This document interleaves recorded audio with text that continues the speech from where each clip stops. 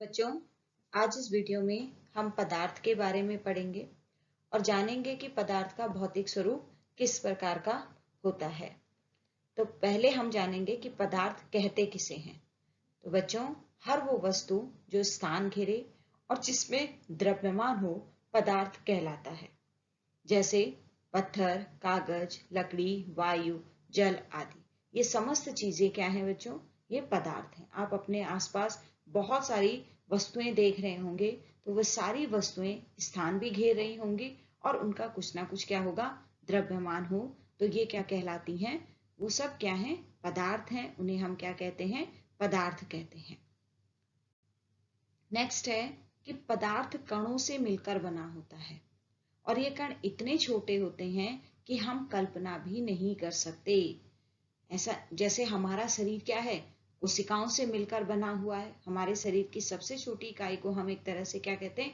कोशिका कहते हैं। वैसे ही जो पदार्थ है वो छोटे छोटे कणों से मिलकर बना होता है और ये कण जो है वो किसी भी एक पदार्थ में लाखों करोड़ों की संख्या में होते हैं और इतने छोटे होते हैं कि हम इनकी कल्पना भी नहीं कर सकते। तो इसे हम एक एक्टिविटी से समझते हैं। यहाँ पर मैंने पोटेशियम परमंगनेट के इतने से क्रिस्टल लिए और इनको मैं इस वाटर में मिक्स करूंगी। तो आप देख रहे हो कि जो इसके क्रिस्टल थे वो वाटर में पूरी तरह से मिक्स हो गए और उसका कलर चेंज हो गया वाटर का। अब इसी का मैं 1/4 पार्ट, ठीक है, मैंने इस ग्लास में ले लिया और इसमें अगेन मैंने वाटर मिक्स कर दिया। तो आप देख रहे हो कि वाटर का कलर भी पूरा चेंज हो गया। अगेन इस ग्लास में 1/4 पार्ट लिया और इसमें मैंने फिर से पानी मिला दिया। अगेन हम इस ग्लास में 1 लेंगे, ये 1/4, और इसमें हमने पानी मिला दिया।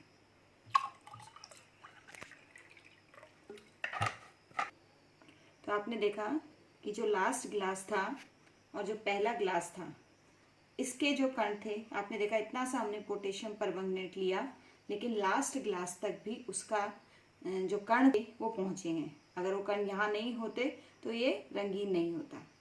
ठीक है, तो इतने से क्रिस्टल्स में आप ये कह सकते हो कि लाखों की संख्या में पोटेशियम परमंगनेट के बहुत छोटे छोटे क्या थे, उनमें कण थे और इन्हीं कणों के कारण आप ये देख रहे हो कि लास्ट का ग्लास में भी वो पानी क्या हो गया है?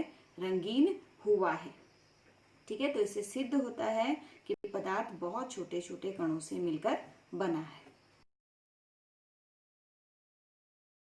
नेक्स्ट है बच्चों कि पदार्थ के कणों के बीच में रिक्त स्थान होता है। जो पदार्थ के कण हैं वो आपस में इस तरह से जुड़े हुए होते हैं कि उनके बीच में हमें क्या दिखाई देता है? खाली स्थान दिखाई देता है। इसे भी हम एक एक्टिविटी से समझेंगे।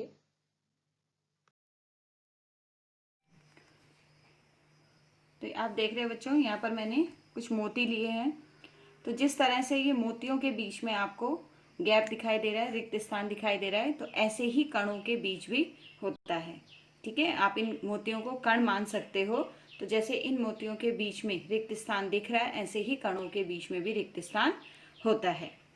यहाँ पर मैंने एक गिलास पानी लिया और अब मैं इसमें क्या करूँगी? 1 स्पून मैंने इसमें सॉल्ट जो है मिक्स कर दिया, नमक मिक्स कर दिया। तो आप देखोगे थोड़ी देर में जो नमक है वो पूरी तरह से जो पानी है उसमें मिक्स हो जाएगा। ठीक है, तो आपने देखा कि जो नमक के कण थे वो पानी के कणों के बीच में जो रिक्त स्थान था उसमें जाकर बैठ गए एक तरह से। चौथा पॉइंट है बच्चों कि पदार्थ के कण निरंतर गतिशील होते हैं। जैसे हम गति करते हैं, एक स्थान से दूसरे स्थान पे जाते रहते हैं, इसी तरह से जो पदार्थ के कण हैं वो भी निरंतर गतिशील होते हैं और उनमें ये गति उनकी गतिज ऊर्जा के कारण होती है। इसे हम एक एक्टिविटी के माध्यम से समझते हैं।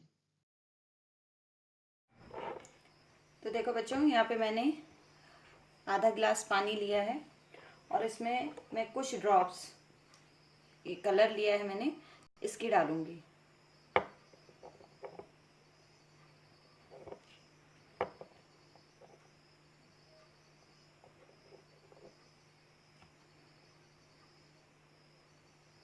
और फिर मैं इसको इसी तरह से ऐसे छोड़ दिया है।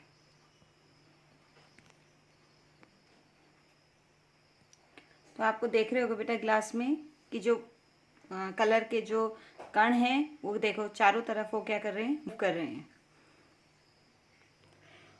तो आप देखोगे बेटा, जब हमने उसको थोड़ी देर तक छोड़ दिया तो जो कलर था, ठीक है, जो हमने एक दो ड्रॉप्स कहीं पर ही डाली थी, वो कलर जो है पूरी तरह से ग्लास में जितना पानी था उसमें मिक्स हो गया है।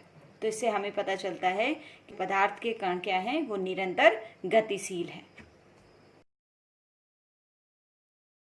और फिफ्थ है कि पदार्थ के कण एक दूसरे को आकर्षित करते हैं। पदार्थ के कणों के बीच में क्या होता है, आकर्षण होता है, और इसी आकर्षण के कारण वो एक दूसरे से जुड़े हुए होते हैं। इसे भी हम एक एक्टिविटी से समझते हैं।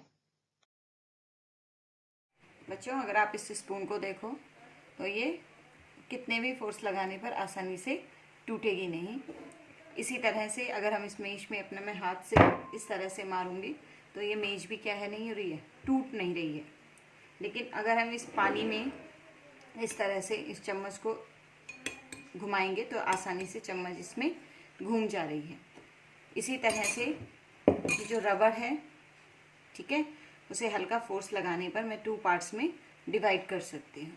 तो इससे क्या पता चल रहा है कि जो कण हैं उनके बीच में क्या है, आकर्षण बल है।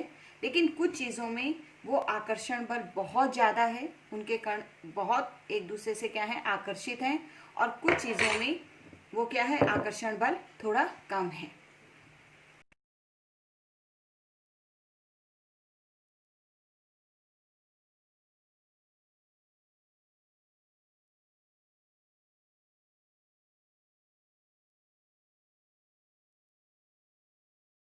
तो बच्चों, आज इस वीडियो में हमने पदार्थ के भौतिक स्वरूप के बारे में पढ़ा।